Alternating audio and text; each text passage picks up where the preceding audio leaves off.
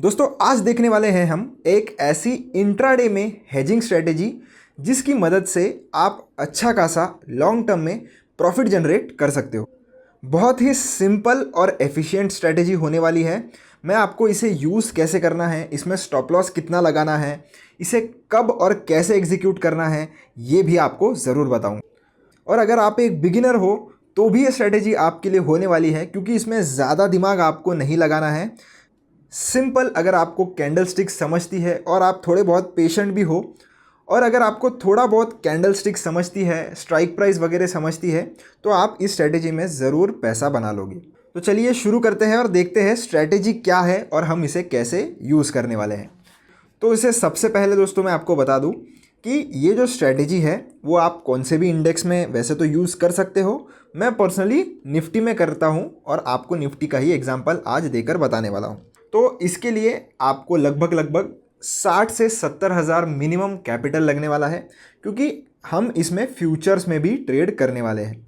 तो दोस्तों चलिए देखते हैं स्ट्रेटेजी क्या है और कैसे हम इसे एग्जीक्यूट करने वाले हैं। तो उसके लिए हम सबसे पहले जो निफ्टी 50 का चार्ट है वो ओपन कर लेते हैं। इसके ऊपर क्लिक करेंगे और व्यू चार्ट में हम चले जाएंगे। अब आपके सामने निफ्टी का डेली टाइम फ्रेम पर चार्ट ओपन हो चुका है। इसकी सबसे पहले आपको टाइम फ्रेम सेट करनी है 5 मिनट्स पर। तो इस पर मैंने क्लिक किया और इधर से अभी 5 मिनट्स पर मैं चूज़ कर लूँगा। ये 5 मिनट की कैंडल स्टिक पर ऑटोमेटिकली सेट हो जाता है।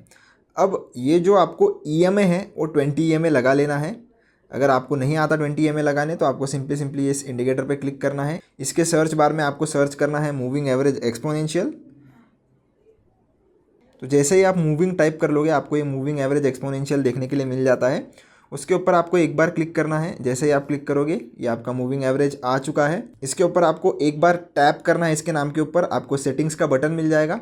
उस सेटिंग्स में जाइए और इनपुट्स में आ जाइए। इनपुट्स में आपको ये जो लेंथ है ये 20 पर सेट करनी है।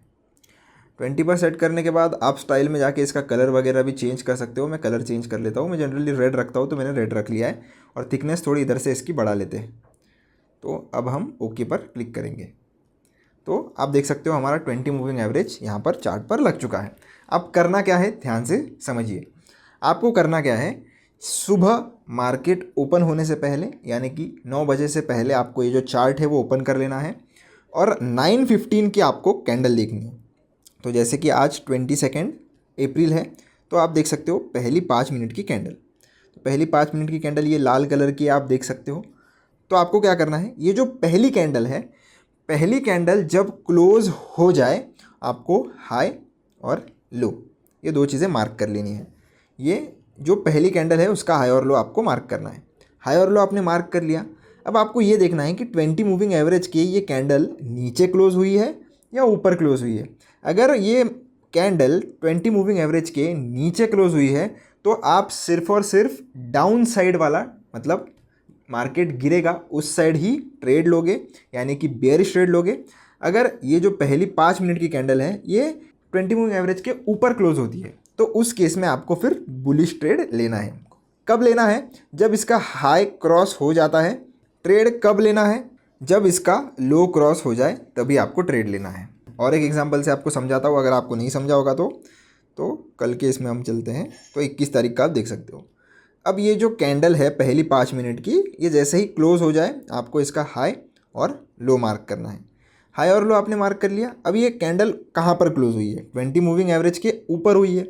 ऊपर हुई है मतलब हम सिर्फ और सिर्फ बुलिश ट्रेड प्लान करेंगे, बियरिश ट्रेड प्लान नहीं करेंगे। यानी कि इस कैंडल का अगर लो क्रॉस होता है तो वो साइड हम ट्रेड नहीं लेंगे। सिर्फ इस कैंडल का अगर आप हाई क्रॉस होता है, क्यों, क्योंकि ये कैंडल इस पर्टिकुलर मूविंग एवरेज के ऊपर बंद हुई है, इसलिए हम बुलिश ट्रेड ही लेंगे। तो जैसे इस कैंडल के हाई के ऊपर मार्केट निकलता है और सस्टेन करता है, एक 5 मिनट की कैंडल क्लोज होती है, तो आप यहाँ तक का स्टॉप लॉस लगाकर ट्रेड जो है वो ले सकते हो। अगर ये जो कैंडल है वो ज़्यादा ही बड़ी होगी तो फिर उस केस में आप 100 पॉइंट्स का स्टॉप लॉस ले सकते हो और आपके हिसाब से जो भी आपका रिस्क रिवॉर्ड होगा वो आपको विद इन एक्सपीरियंस ऑटोमेटिकली आ जाएगा और फिर आप वैसे ही ट्रेड आपके प्लान कर सकते हो और वैसे ही रिस्क रिवॉर्ड आपके प्लान कर सकते हो। आशा करता हूँ आपको समझ गया होगा। एक और आखिरी बार हम एग्जांपल देख लेते हैं। कई बार इसमें स्टॉप लॉस भी हिट होता है, ऐसा नहीं है कि इसमें स्टॉप लॉस हिट नहीं होता है, पर जब ट्रेड आपको मिलते हैं तब बहुत बड़े बड़े ट्रेड आपको देखने के लिए मिलते हैं। जैसे कि अगर आप इधर देखेंगे कि यहाँ पर जो पहली 5 मिनट की कैंडल थी वो नीचे क्लोज हुई थी, तो जैसे ही ये कैंडल ने हमारा, तो इसमें हम बियरिश ट्रेड प्लान करते, पर यहाँ पर आप देख सकते हो हमारा जो स्टॉप लॉस है वो हिट हुआ है। तो स्टॉप लॉस भी हिट होता है, ऐसा नहीं है नहीं होता है। स्टॉप लॉस जब हिट होता है तब हमें स्टॉप लॉस एक्सेप्ट करके निकल जाना है और अगले दिन के लिए वेट करना है।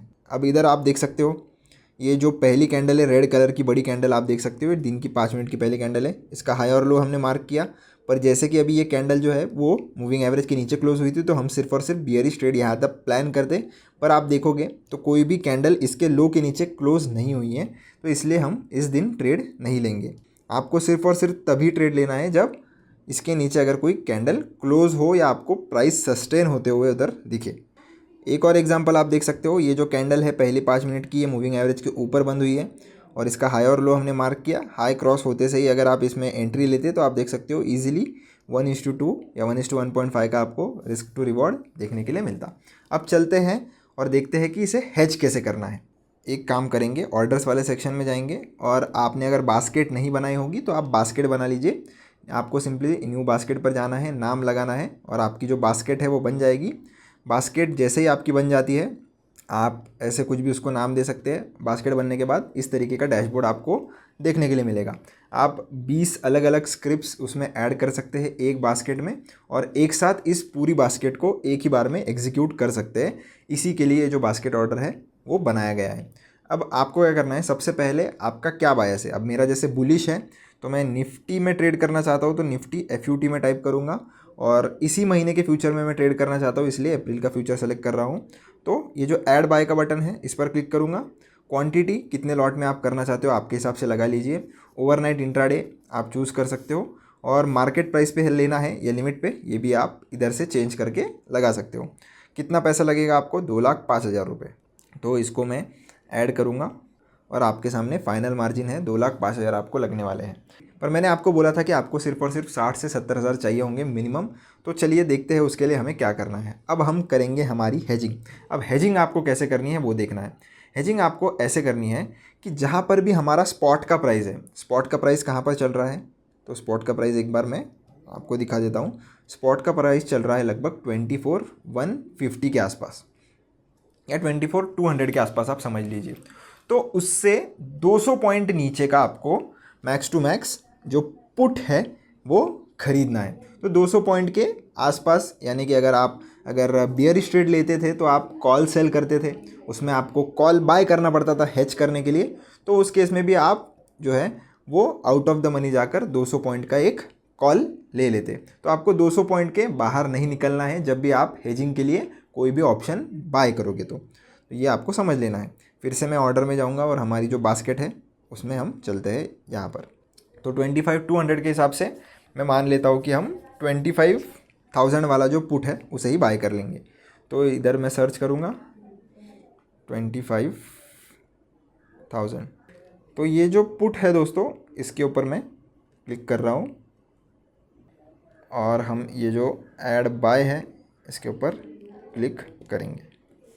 इसको भी सेम चीज़ें क्वांटिटी प्राइस मार्केट आपको लगानी है ओवरनाइट इंट्राडे और इसे ऐड कर लेना है। अब आप देख सकते हो आपकी फ़ाइनल मार्जिन सिर्फ और सिर्फ 1 लाख के आसपास आ चुकी है। ये अगर प्रीमियम थोड़ा कम होता, जैसे कि एक्सपायरी इसकी थोड़ी 30 के आसपास है, तो जैसे जैसे आप एक्सपायरी के पास जाओगे आपको ये जो प्रीमियम है वो कम देखने के लिए मिलेंगे और फाइनल मार्जिन आपकी कम हो सकती है। तो आपको यहाँ पर हेजिंग देखने के लिए मिल रही है कि हमने जो हमारी मेन पोजीशन है वहाँ पर एक कॉल बाय किया है जिसमें हमें ऐसा लगता है कि मार्केट ऊपर की तरफ जाएगा, और उस पोजीशन को हेज करने के लिए, यानी कि हमारी जो डाउन साइड है उसको प्रोटेक्ट करने के लिए, तो हमने उसमें एक 200 पॉइंट दूर का पुट लिया है जो हमारी मेन पोजीशन है उसके अगेंस्ट में एज अ हेज काम करेगा। यानी कि अगर मार्केट बहुत बड़ा नीचे की तरफ मोमेंटम दे देती है तो हमारा ये जो पुट है ये हमारा लॉस जो है वो थोड़ा रिकवर कर लेगा और हमारी ये जो मेन पोजीशन है वो प्रॉफिट में आ जाएगी अगर हमारा जो मार्केट है वो ऊपर की तरफ अगर निकलता है। तो स्टॉप लॉस तो मैंने आपको बोल दिया है दोस्तों। आपको सिंपली स्टॉप लॉस देखना है स्पॉट के चार्ट पर, जहाँ पर आप हाई और डे लो जो है वो मार्क करते थे। तो चार्ट पर चलकर मैं आपको एक बार फिर से स्टॉप लॉस समझा देता हूँ, स्टॉप लॉस और टारगेट कितना रखना है। तो निफ्टी 50 में मैं क्लिक कर रहा हूँ और इसका चार्ट ओपन कर लेता हूँ। जैसे हमने इधर बात की थी ये हमने हाई और लो मार्क कर लिया है। तो जैसे ही यहाँ पर कहीं हमारी एंट्री बन जाती है, हम इधर का स्टॉप लॉस रखेंगे। और अगर ये स्टॉप लॉस बड़ा हो रहा है तो आप 50 से 100 पॉइंट का, जैसे भी आपका रिस्क रिवॉर्ड फिट बैठ रहा होगा, उस हिसाब से स्टॉप लॉस रख सकते हो। और उसी हिसाब से टारगेट अपना 1:2 मिनिमम या 1:1.5 मिनिमम आप टारगेट ले सकते हो। पर ध्यान इतना ही आपको रखना है कि ये है इंट्राडे स्ट्रेटेजी।